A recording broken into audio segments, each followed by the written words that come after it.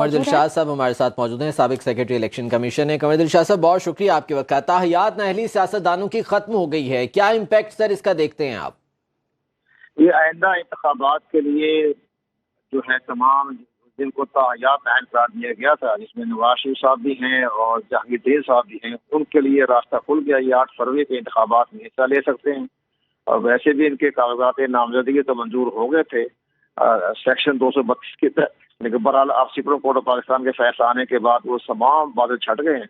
वो अपने इंतखाबात में हिस्सा ले गए। बहुत सही फैसला किया। देखें ना, ताहियात नाअहल करार देने की सजा जो होती है ज्यादा से ज्यादा 5 साल की, सबसे ज्यादा नहीं होनी चाहिए थी। तो ये बिल्कुल सही फैसला आ गया और 5 साल की सजा उनको भुगत चुके हैं।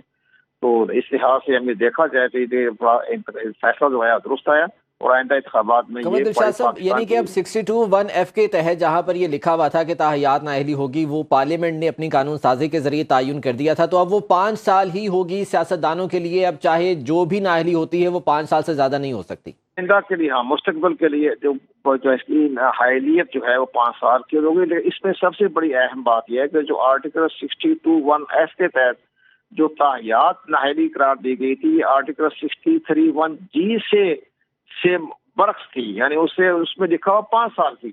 जो आर्टिकल 63(1)(g) है उसमें 5 साल की सजा थी।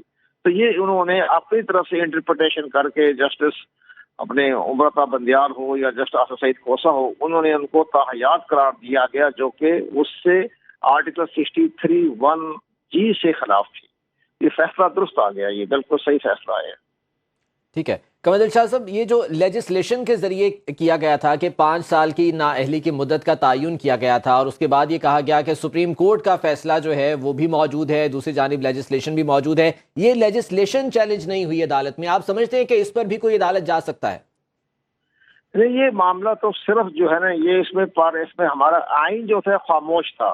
ताहियात की नाअहलियत के लिए आर्टिकल 62(1)(f) खामोश था। ये तो हमारे ऑनरेबल जो थे, हमारे साबका चीफ जस्टिस, उन्होंने अपनी तरफ से इंटरप्रिटेशन देकर उनको ताहियात नाअहल करार दे दिया गया था। लेकिन इसमें बाद भी मुतजाद जो है फैसले हुए, फैसला वाडा का आ गया और चंद और फैसले भी आ गए जिसपे उन्होंने उसको फैसला वाडा की ताहियाती भी नाअहली खत्म कर दी गई थी। तो ये वैसे भी कंट्रोवर्शियल बन चुका था। और वैसे जस्टिस उमरता बंदियाल कह देते हैं कि ये एक बड़ा डार्क फैसला है ताहियात होने का। तो सुप्रीम कोर्ट अपना माइंड सेटअप कर चुकी थी कि इसको हमने ताहियात खत्म करनी है। ठीक है, तो आप समझते हैं कि आने वाले दिनों में अब सियासतदानों के लिए ये एक साइ ऑफ रिलीफ है कि ताहियात नाअहली अब किसी की नहीं हो सकती? ताहियात नाअहली की 5 साल की सजा काफी है। यानी आप एक इलेक्शन में उसको ताहियात करार दे दें, यही बहुत बड़ी सजा होती है। तो 5 साल की सजा जो है, 5 साल तो लिखा हुआ है ना, 5 साल तो दे सकते हैं ना। तो एक सजा मिल के एक इलेक्शन में हिस्सा नहीं ले सकेगा।